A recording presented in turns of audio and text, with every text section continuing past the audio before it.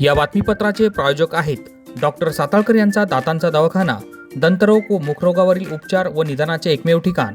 Route canal, digital X-ray, smiling designing, वेडेवाकडे दात सरळ करणे, मशीनद्वारे दात साफ करणे, लहान मुलांच्या दातावरील सर्व उपचार, आधुनिक सुविधा उपलब्ध. आजच भेट द्या. गाळा number 41, Ambedkar shopping centre, Vinchur road, शिवसृष्टीजवळ, येवला. नमस्कार, आपण पाहत आहोत SK9 येवला न्यूज. नायब तहसीलदार तलाठ्यावरील हल्ल्याचा निषेध, महसूल कर्मचारी व तलाठी संघाचे एक दिवसीय काम बंद आंदोलन.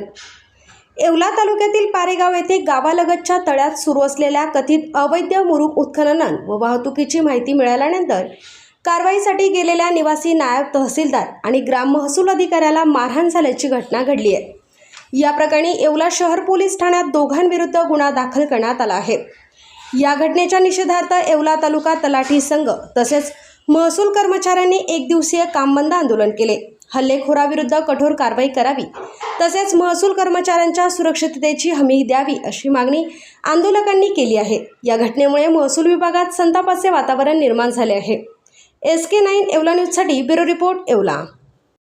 पारेगाव येथे गेलेल्या गोन खनिज पथकात नायब तहसीलदार नेवसे साहेब, आठवले तात्या व भडतात्या यांच्यावर झालेल्या अमानुष हल्ल्याबद्दल येवला तलाठी ग्राम महसूल अधिकारी संघटनेतर्फे हा संप, एक दिवसीय संप करण्यात आलेले आहे.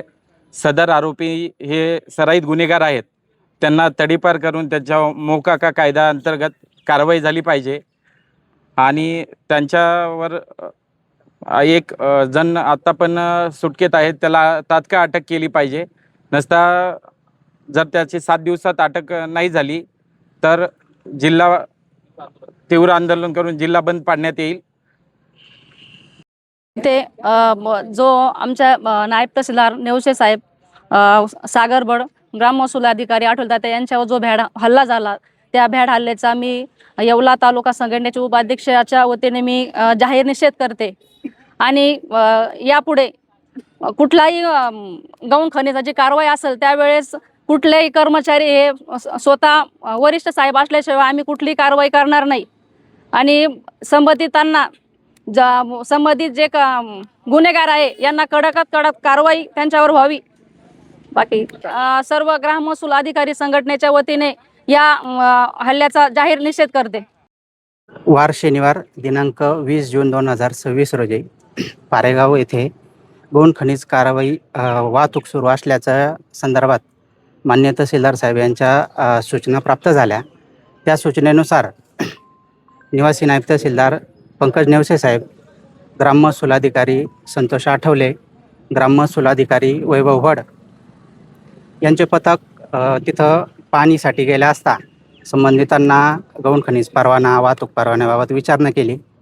त्यांनी आरेरावी करून पथकावर हल्ला करून त्यांना बेदमाशी मारहाण केलेली आहे.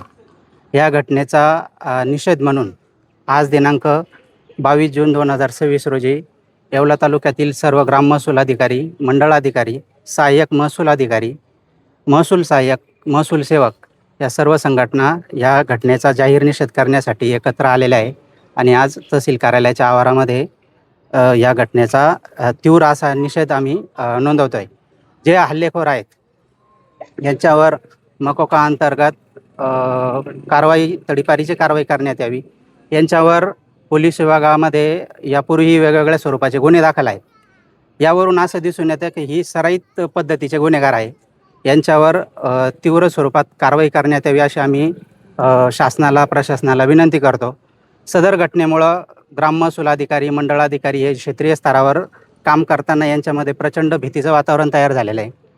यामुळं यापुढे जर गौण खनिजाच्या कारवाया करायच्या असतील तर आमच्या जिल्हा संघटनेच्या, राज्य संघटनेच्या सूचनेनुसार शासकीय वाहन, आवश्यक तो पोलीस बंदोबस्त आणि वरिष्ठ अधिकारी सोबत असतील तेव्हाच अशा स्वरूपाच्या आम्ही कारवाया करणार आहोत. जर यापैकीच्या सुविधा नसतील तर आम्ही कुठल्याही प्रकारची कारवाई करणार नाही, असं या निमित्तानं आम्ही या बातमीपत्राचे प्रायोजक आहेत डॉक्टर स्मिथ व डॉक्टर श्रद्धा पवार यांचे सिद्धी स्किन हेअर कॉस्मेटिक क्लिनिक व लेझर सेंटर. आमच्याकडे सर्व त्वचारोग, केसांच्या समस्या यावर योग्य निदान व उपचार केले जातील.